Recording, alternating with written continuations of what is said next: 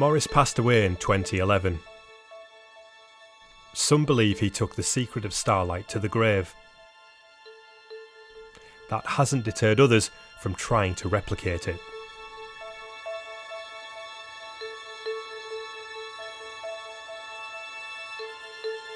The truth about starlite is that it's something that you could potentially knock up forms of using a product which you can just get in your own home. And you yourself have made a batch of starlite? I've made a batch of not what I call starlight, but I've knocked up something. Notice that it's getting very, very hot, red hot in the middle. And notice that I'm still, in fact, holding this metal plate.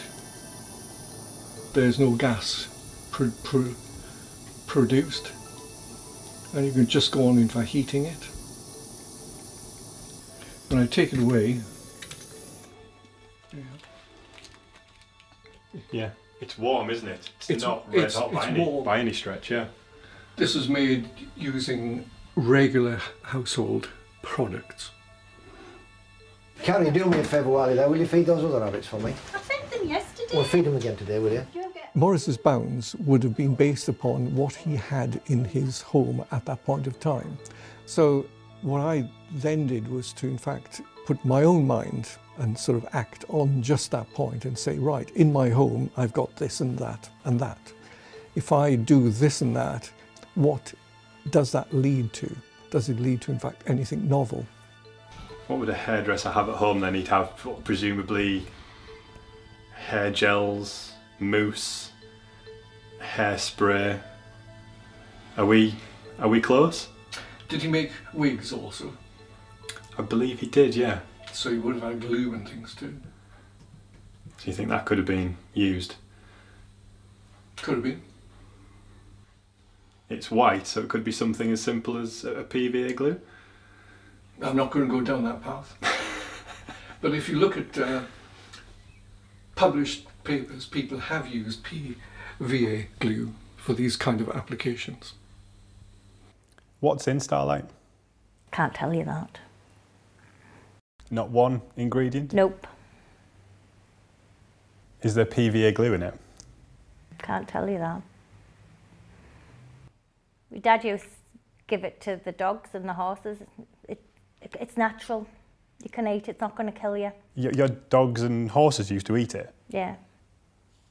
And nothing happened to them? You have a formula for it which your dad passed on to you. Just tell us where you're up to with that and what you want to try and do with starlite. We do want to bring it to the open market. You should be able to buy it on a shelf. This is what we're trying to do, put it into paint so people can actually paint their own houses. First off, Lee, let me say that we're pleased to see the BBC taking up the story of Maurice Ward, whose amazing genius became groundbreaking research. Now, we heard about a US company, ThermoShield, through Keith Lewis. One of the partners in that firm first contacted Morris back in 2008 and bought the intellectual rights to starlite in October 2013. That included notes, test reports and samples from the Boeing and the White Sands tests. We've been in touch with Steve Menk from ThermoShield and we asked him for an interview. He politely declined, saying the company was keeping a low profile until they were ready to launch the product. But he did send us a video statement and some footage from their very own egg test. ThermoShield produced samples repelled high-powered laser attacks at power densities far exceeding prior laser testing. Also, an 18-year-old legacy sample from the Boeing test cycles sustained equivalent laser attacks without a mark, proving its performance stability over time.